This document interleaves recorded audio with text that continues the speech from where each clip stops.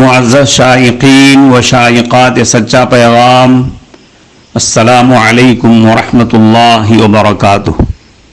آج کی ہفتہ واری نصیحت پروگرام کے تحت مختصر ملاقات میں عرض یہ کرنا ہے کہ کسی بھی شعبے میں ناکامی کا مطلب ہار نہیں ہوتا۔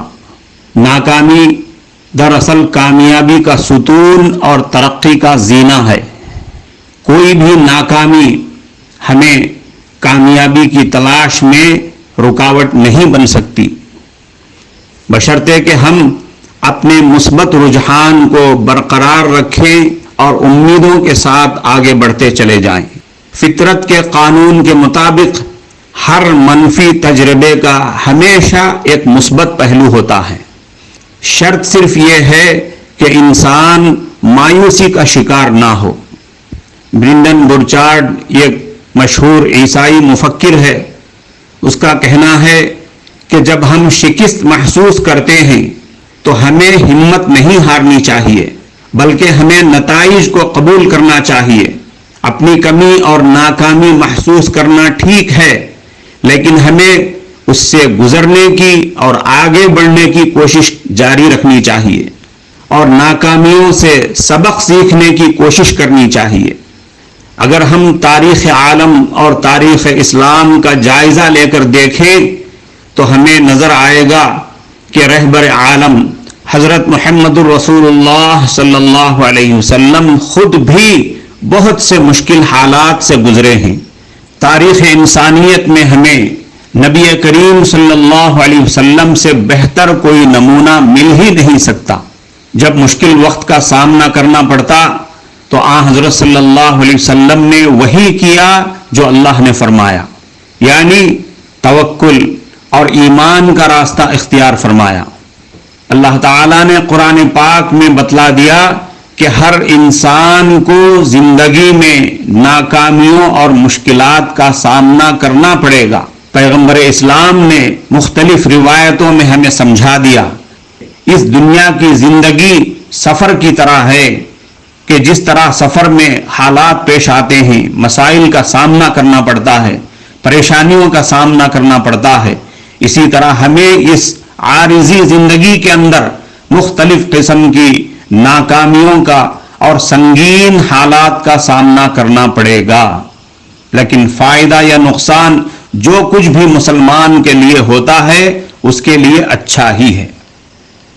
My dear friends and subscribers of Sacha Paigam, Assalamu alaikum wa rahmatullahi wa barakatuh. I would like to say something in today's brief meeting of weekly advice program that failure in any field of the life does not mean defeat. Failure is actually the pillar of success and the first step of development. We should keep in mind that no failure can stop us from pursuing success. According to the law of nature, a very negative experience always has a positive side. The only condition is that one should not become a victim of despair. Brendan Burchard says that when we feel defeated, we should not give up, but we should accept the consequences. It is okay to feel our lack and failure, but we should try to overcome it and move forward and try to learn from failures. The leader of the world, our beloved Hazrat Muhammad sallallahu alaihi wasallam himself has gone through many difficult situations. There is no better human example than the Holy Prophet sallallahu alaihi wasallam. When he faced with difficult times, he did what Allah told him to do. That is, he relied on trust and faith.